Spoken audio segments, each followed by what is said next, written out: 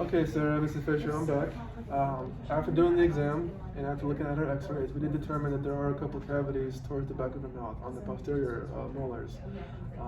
Now, we had you fill out a caries risk assessment when you walked in, and what this shows is if your daughter here is at high risk for cavities, and it does show here that she is at high risk because she eats a lot of sweets, and she doesn't brush as effectively as we want her to, and she doesn't brush as much as we want her to as well. Oh no, so she has cavities currently? What do we do? She has a couple of cavities, and we could do a filling on her. That's not a problem at all. But we do have another option. It's called Silver Diamine Fluoride. This kind of fluoride, what it does is it remineralizes the teeth, it strengthens her teeth, and it prevents from cavities from growing. What this kind of fluoride does is it kind of just traps the cavity in its place. It doesn't allow it to grow any further.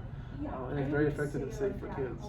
The only downside to this fluoride is that it turns the cavity site black, and that's a permanent thing until her adult teeth grow out, and then obviously that tooth will fall out and her permanent teeth will not be black anymore. But until she gets those teeth, it'll be black in the cavity site.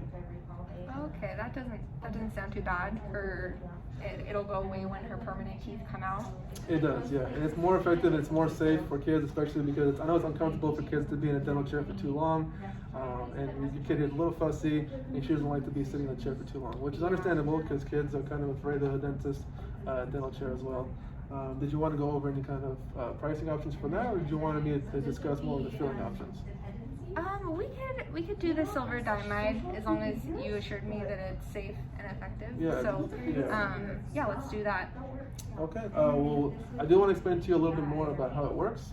The silver in the fluoride, what it does, it kills the bacteria and it allows the cavity to not grow as much anymore.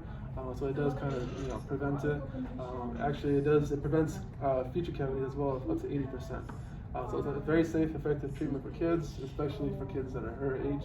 Only because, again, we don't want to go through the whole process of giving her numbing and all that, and then her to be in any kind of pain or discomfort. Okay, let's do it. Sounds good? Yeah. All right.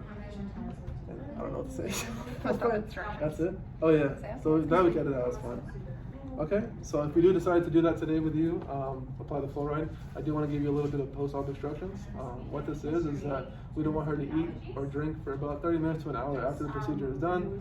She'll be in the chair for about 4 or 5 minutes, so it's not a long procedure at all. But we want the fluoride to take effect to the full capacity, so we don't want her to eat or drink for up to an hour. And then the day of the application, which will be today if you decide to do it, we don't want her to brush her teeth at night. This allows for the fluoride to be absorbed to the fullest capacity. Okay. Okay, and I do want to see her in about 2 to 6 weeks, just because I want to see if it took full effect, and if we need to reapply it, then we can do it at that time as well. Okay, All sounds right. good. Sounds good.